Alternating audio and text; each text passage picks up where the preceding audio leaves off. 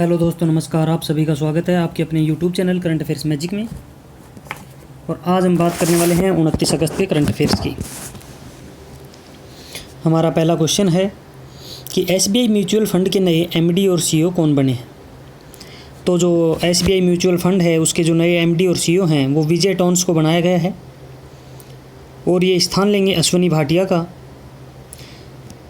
जो अश्वनी भाटिया हैं ये हाल ही में भारतीय स्टेट बैंक के प्रबंधक निदेशक यानी एमडी के रूप में नियुक्त हुए हैं। और उससे पहले जो अश्वनी भाटिया थे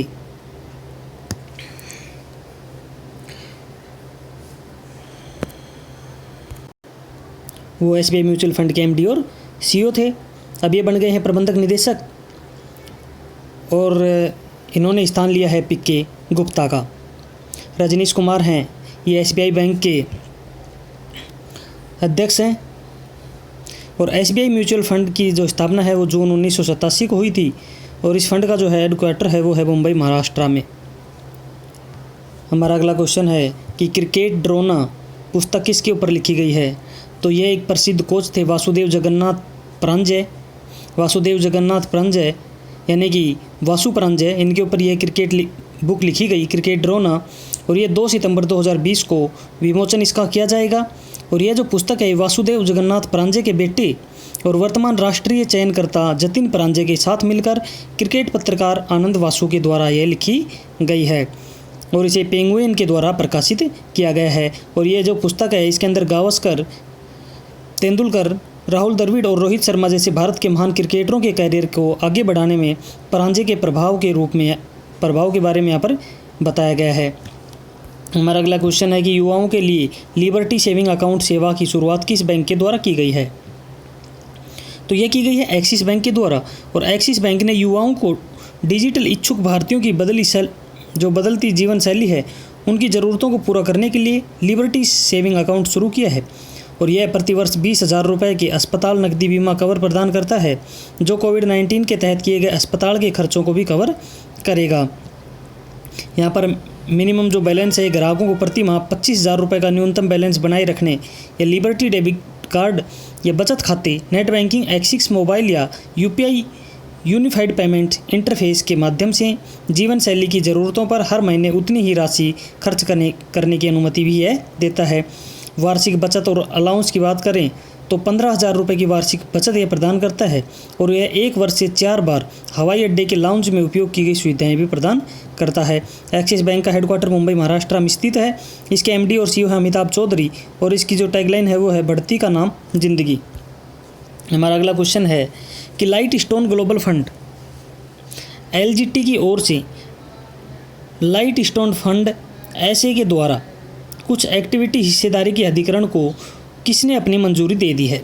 तो यह मंजूरी दी है भारतीय प्रतिस्पर्धा आयोग यानी competition commission of India, CCI, इन्होंने मंजूरी दी है। और यह प्रतिस्पर्धा अधिनियम 2002 की धारा 31(1) के तहत लाइट स्टोन फंड ऐसे 91 streets media technology private limited यानी कि 91 street, ascent health and wellness solution private limited, API holding private limited, Ahaan commercial private limited और लोक प्रकाश विद्या प्राइवेट लिमिटेड में लाइट स्टोन ग्लोबल फंड कुछ एक्टिविटी हिस्सेदारी ग्रहण करेगा। जो भारतीय प्रतिस्पर्धा आयोग के अध्यक्ष हैं वो हैं अशोक कुमार गुप्ता। हमारा अगला क्वेश्चन है कि परिवहन पहल एनडीसी-टीआईए भारत घटक कौन लॉन्च करेगा। तो एनडीसी की बात करें तो एनडीसी नेशनली डिटरमाइंड कंट्रीब्यूशन है यानी राष्ट्रीय स्तर पर दृढ़ सहयोग। और टीआईए है एशिया के लिए परिवहन पहल जो ट्रांसपोर्ट इनिशिएटिव फॉर एशिया। और यह नीति आयोग के द्वारा एनडीसी और टीआईए भारत घटक की वर्चुअल रूप में शुरू किया गया है।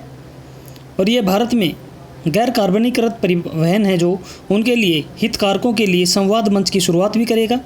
साथ ही नीति आयोग एनडीसी-टीआईए के भारत घटक के कार्यान्वयन की भागीदारी भी करेगा। नीति आयोग के जो मुख्य कार्यकारी सीईओ यानी अधिकारी यानी सीईओ हैं वो है अमिताभ कांत। हमारा अगला क्वेश्चन है कि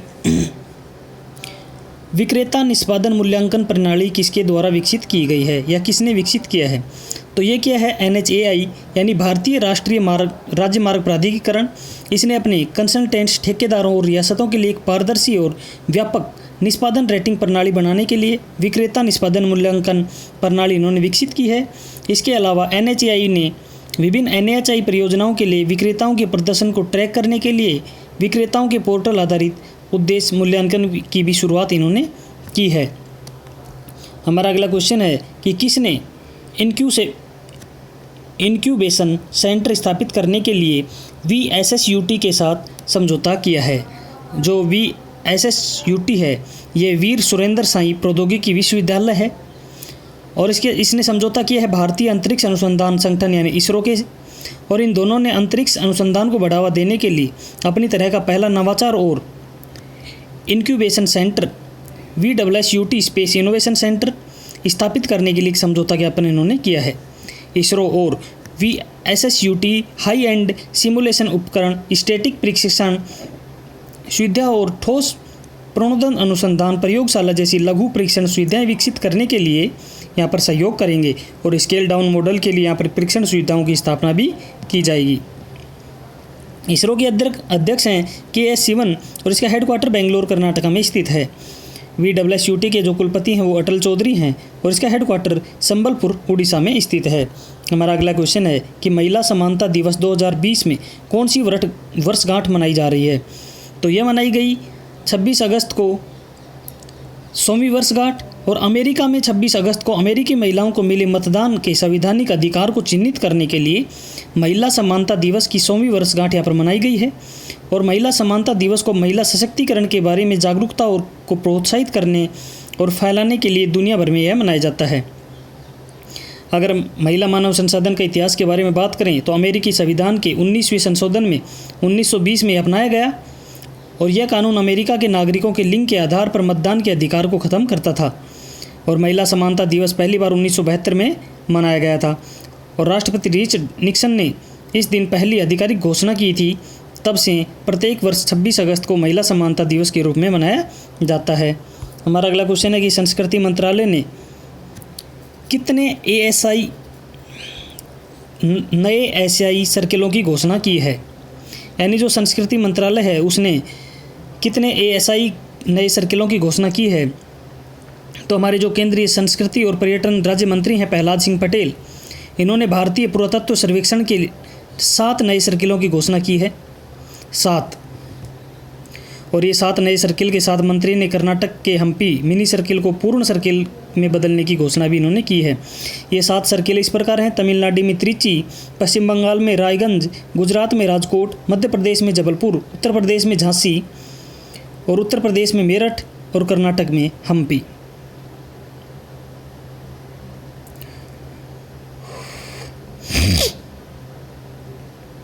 हमारे जो नीति आयोग के मुख्य कार्यकारी अधिकारी हैं वो अमिताभ कांत हैं।